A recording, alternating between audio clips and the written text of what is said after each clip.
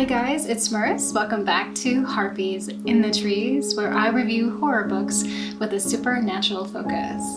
If you're looking for something very specific for autumn, maybe something creepy, maybe something unsettling, haunted maybe, or just spooky and nostalgic, if you didn't see my video from last week, you should definitely check it out. I have 10 of some of my favorite booktubers on there who give their personal recommendations for what they think is a perfect autumn read.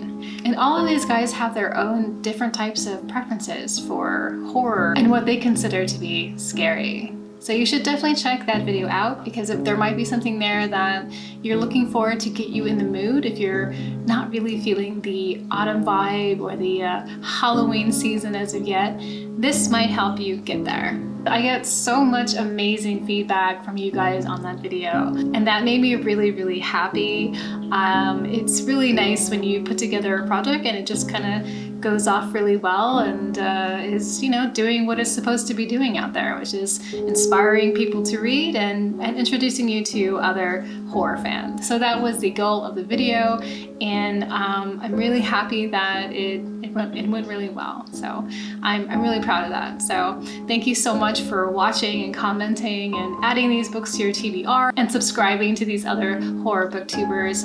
This won't be the only video I do like this.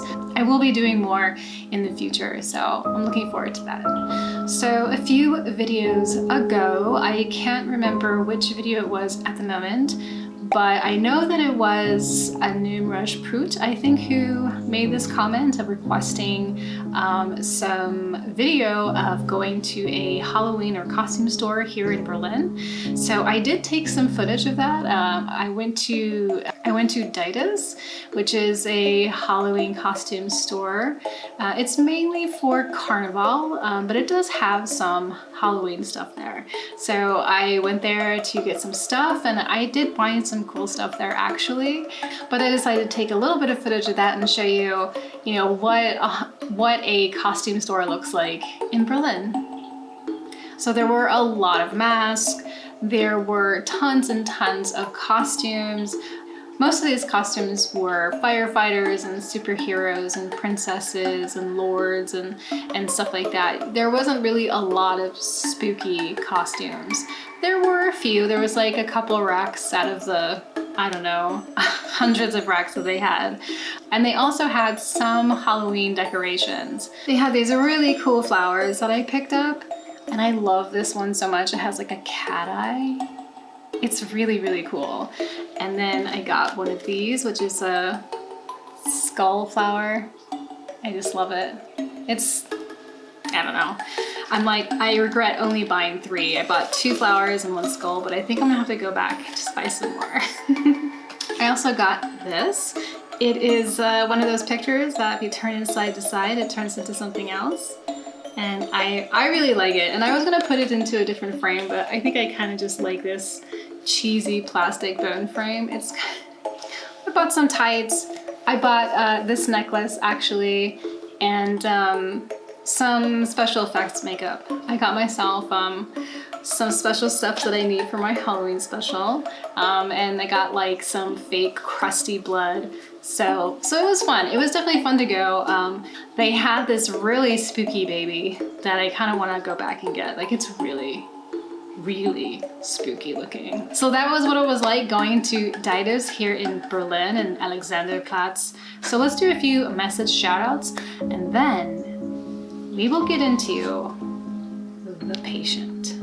So many of you commented on the unboxing of the Creepy Crate, where this book came from, about how you loved this book, or you heard it was so good, or it's on your TBR and you can't wait to read it. Boy, I binged it. Like, I don't know, I started reading it at like 9:30 at night, and I only put it down because my eyes were closing and I was just like, couldn't even like comprehend the words anymore on the page, but I just wanted to finish it so bad, and I think I had 15 pages left. But this, yeah, we're gonna talk about this.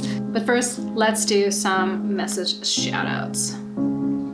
So this comic comes from the Creepy Crate unboxing video, and it's from 015388, and they say, the music is unnerving in this one.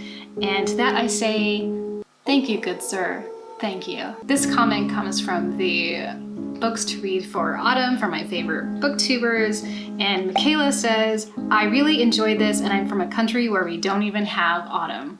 And I totally feel that. Growing up in California where the sky was always blue and the sun was always shining, I really appreciate seasons. The Vintage Witch says, this video was perfection. Not only was it genuinely helpful, it was beautifully edited, and the way you brought the community together in one video was really something special.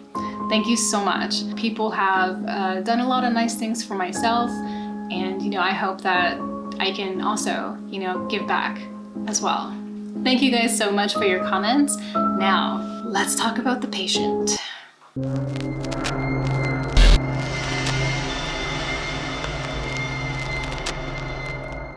So our story begins with a young doctor. His name is Dr. Parker, and he has recently graduated. And he has done all the things to get all the stuffs to make sure that he goes to some kind of really amazing facility, perhaps maybe in New York City or somewhere like that. But instead, he finds himself fast-tracked to a rundown institution where there's a skeleton crew of nurses and doctors that are only existing, and the patients are cohabitating a small portion of this very huge brick asylum from the 1800s. As soon as Dr. Parker arrives, there is already chaos. There is a orderly who has seemed to become uncontrollable, and nurses are forced to actually carry this orderly out of the building. Dr. Parker is extremely observative and also very perceptive. So he can tell right away that there's a lot of things wrong with this place. I mean, not only is it run down, not very well taken care of, the nurses and the doctors don't seem to be very sympathetic to their patients. They're not cruel, but they're just really not sympathetic, and they're kind of just trying to get their job done. There is one woman who is the head nurse who seems to be the only one who is making sure that this ship keeps running. But he notices and observes that there is a room that's locked that nobody goes into, and anytime he tries to go there, he's pushed away. Anytime he asks about it, he's kind of just brushed off. So he starts digging, and he finds out that behind that door is a patient, and this patient has a mysterious, almost mythological backstory, mainly because nobody really knows what it is. They don't even know his last name. He is very concerned as to why this patient is being kind of cut off from the social aspect of the hospital, group therapies and mingling with other patients and stuff like that. So he really starts digging pretty hard to find out who this patient is, why he's here, and why no one seems to be helping him. And at some point, he does find a case file. And the file, though not very forthcoming with a lot of information, it does tell him all he needs to know to make the decision that he wants to be this patient's doctor. And he is going to cure him of whatever ails him. And this is when our story really begins. But of course, things are not what they seem. So this was super good. I really enjoyed reading this.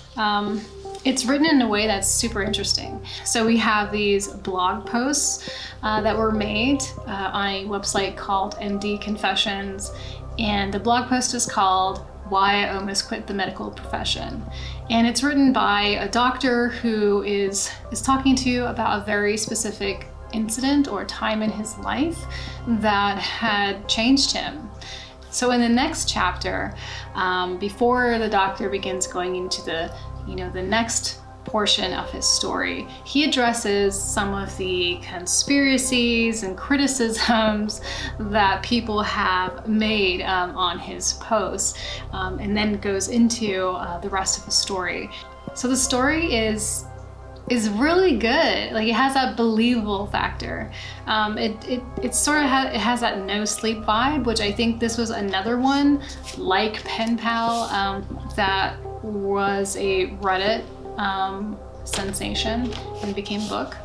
So it does have that vibe, that no sleep vibe, which I really like, which is always like walking that line of reality and fiction. It does it really well, and obviously this person had someone help them or knew something about, you know, what it's like to be working in hospitals, and also, you know, what those relationships can be like, and also all the terminology. There's tons of like terminology about, you know, specific conditions or therapies and stuff like that. So it feels very cohesive, and it feels very real because they're using these real world